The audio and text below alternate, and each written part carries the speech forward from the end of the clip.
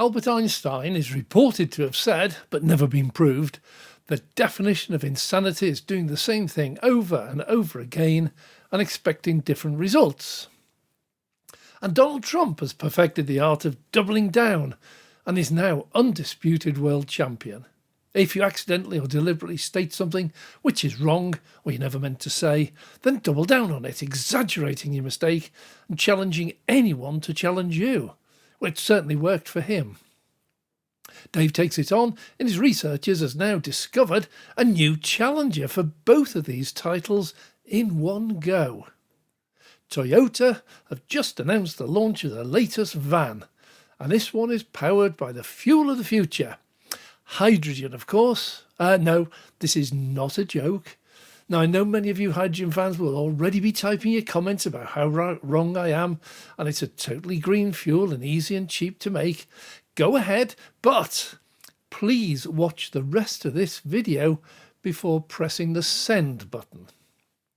Well, the new vehicle is the Hilux, and the new version is not powered by a hydrogen fuel cell, as you might expect. Those have proved to be extremely expensive, very short-lived. But hydrogen combustion, this is the future. Now, just for information, ICE is an internal combustion engine, and that means any engine where any fuel is ignited and burned inside it, even if that fuel is hydrogen. Well, I suspect now we EV drivers are going to have to specify which type of ICE it is when we talk about them. Well, on the face of it, correction. On the face, and no matter how you dig deep, this is insanity. Well, before I look at the technical reasons, let me just give you a more worldwide tangible reason. Everyone else in the entire world is abandoning hydrogen as a fuel. Shell UK just quietly finished removing all of their hydrogen charging stations. A total of 15 at the height, and now just down to a handful that will be gone soon. The reason? There is no demand from the public. But what about those buses? They're going to need refilling, surely? Well, maybe not. Country after country is abandoning their trial buses and replacing them with BEVs, battery electric vehicles. But wait, hang on. What about HGV lorries, semis as you call them in America, for long-haul freight? Well, yes, initially, when everyone, even Bill Gates, knew that you couldn't make a battery lorry that worked because the batteries were too heavy, leaving no load capacity whatsoever. Development of hydrogen as a fuel soared. But the day the Tesla Semi did those recent trials, actually beating even diesel-powered vehicles under real-world full-load condition, that research is almost ground to a halt. Then there were trains, once a prime target for hydrogen, but now the subject of total confusion. Take Germany. Once one of the leading countries in the world for hydrogen trains, it's now backed off. There are still a few pushing like crazy to get them accepted, but others are abandoning those they already have operating. Unreliable and expensive were words often quoted. And in the worst case, one of those with a hydrogen filling station developed a leak, and they had to evacuate the whole area because it was so dangerous. That one now has shut down. Well, Italy is now taking up research. But the harsh fact is, while it sounds ideal, it is now everywhere being outsold by BEVs in a ratio of more than 10-1. See, the technical details are the killer in this. And these are not my findings, these are experts in the hydrogen community. To make green hydrogen, you need electricity. And everyone around the world is running around like Chicken Little, screaming the sky is falling in, we're about to run out of electricity. If all the cars become EVs, the grid will collapse and we'll have blackouts every day. It's ridiculous to switch to EVs. And if we also have to switch to electric boilers or heat pumps, wow, then the end of the world is clearly in sight. Now, I'm not an electricity expert, but I do seem to remember we didn't even have an electric grid in the UK until 1935. Before that, a few small power stations locally, but we had virtually no electricity at all. Well, just going back a little bit further, have a guess how many petrol stations were in existence when the world's first petrol car launched onto the roads? Or should I say dirt tracks?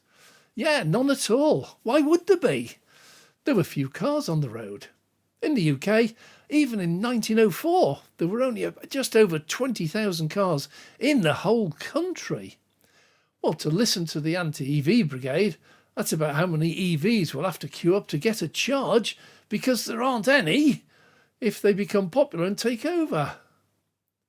Well, the grid, since it began, has always coped. In 1935, houses had no fridges, no freezers, no televisions.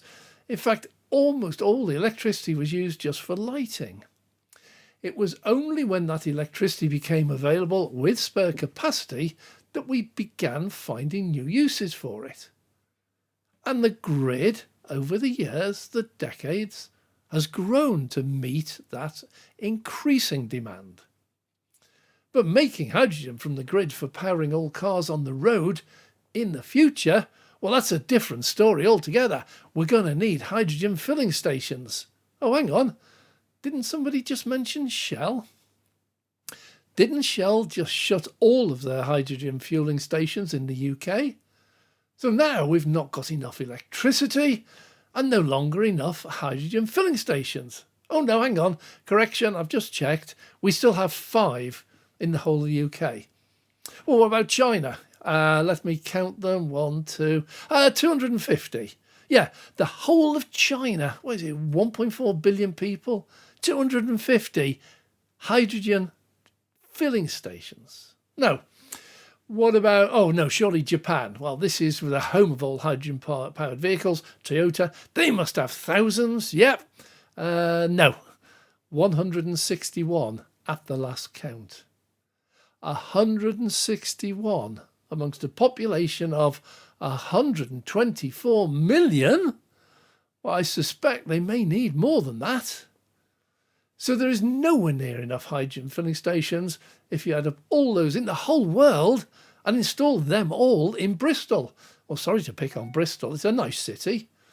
But if the anti-EV brigade are forecasting queues for us EV drivers because there aren't enough EV chargers, I dread to think how the hydrogen drivers will get on. I would actually take the bet that most hydrogen power cars in the UK probably no longer have enough hydrogen left in their tanks to even get them to one of the 5 remaining hydrogen filling stations. That'd be a great sight. All the UK hydrogen cars parked up, not being able to reach the nearest hydrogen filling station. Well, at least an EV, if it runs out of power, you can knock on a nearby house door and plug into a 13 amp socket in an emergency. Can't do that with hydrogen. But the shortage of electricity makes hydrogen a total non-starter. Hydrogen electrolysis is highly inefficient. It typically uses 20 to 30% more energy than it produces. If electricity is short, just pump it into batteries. Lithium batteries is well over 95% efficient, both getting it in and then out. But what do you do with that hydrogen? It is just a gas and very, very light.